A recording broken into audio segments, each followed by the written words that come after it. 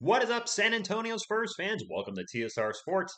In a move that should surprise pretty much nobody, the San Antonio Spurs are waiving Al-Farouq Aminu. The news just dropped. I want to do a video on it. Of course, I want to get your thoughts on this move. Are you shocked by it, or did you see it coming? Drop a comment down below. Hit that thumbs up if you like to support the channel, and subscribe for more Spurs content. So let's get into the article from Hoops Rumors. The Spurs are waiving veteran forward Al-Farouq Aminu, reports Sham Charania of The Athletic. San Antonio have been carrying 16 players on guaranteed contracts. Don't forget, Joe Wieskamp is on a two-way contract, so he doesn't count as part of that 15 we have to be cut down to. So cutting Amino will ensure the team gets down to 15 for the start of the regular season, which is Wednesday versus the Magic. I'll be live for that. Cheap plug. The Spurs will be on the hook for Amino's $10 million salary, which remain in the cap for the 2021-2022 season. So I did not know that. I thought if we cut him, that we wouldn't have to pay any of that, but we got to pay all of that. So that kind of stinks. I don't expect the Spurs to make any more moves throughout the regular season. They suppose they could trade Thaddeus Young, but I don't think they're going to make any moves that would really affect the cap one way or another. But still, that stinks. $10 million to you know $10 million just thrown out, flushed in the toilet.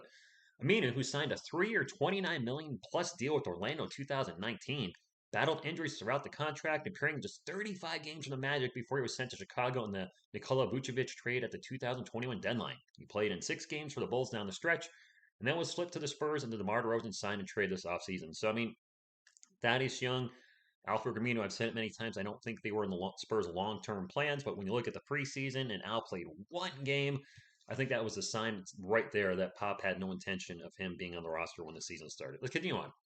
The strong, versatile defender when healthy, Aminu was a starter in New Orleans and Portland early in his career, but was only traded to the Spurs for salary matching purposes and wasn't considered a keeper for the club. Well, there you go.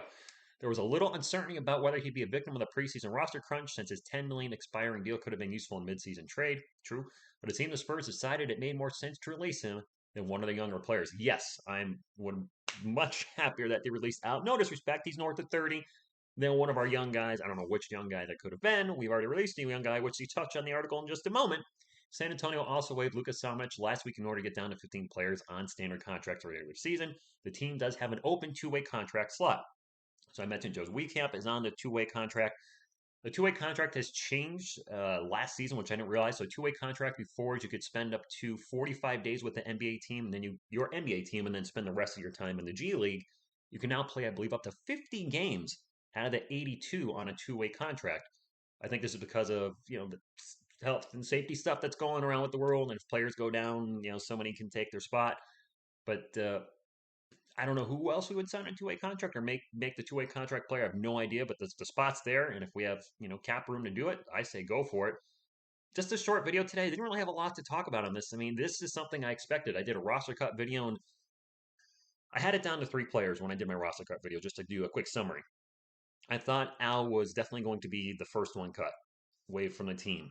Just doesn't fit our long-term plans, and maybe he was a good player 4 or 5 years ago, but the injuries have really derailed his career. He's shot very poorly the last few seasons from the field, and that's something we definitely don't need on the Spurs is players that shoot poorly. Not only that, I forgot I was going with that one. Al was the first one. The second one I thought would be either Thaddeus Young and possibly Lucas Samanic with his preseason play and then the play he gave up on and eventually did become Luka. And it sucks we gave up on a young player. But this one does make sense. The Luka one, I'm going to kind of scratch my head maybe a little bit. I get it, but I'm still not a fan of it. This one I think was the right move for the Spurs. And I wish him the best of luck. He was a Spur for 6 weeks, 8 weeks. I don't know. So once a Spur, always a Spur, even though he never played a game. So best of luck to you, Al. Hope you find work somewhere else. Maybe go to a contender and turn your career around. Get that shooting percentage back up and contribute something to a team that maybe makes a playoff run this year. That's all I got. Short video. Thank you so much for tuning in. As always, go Spurs, go!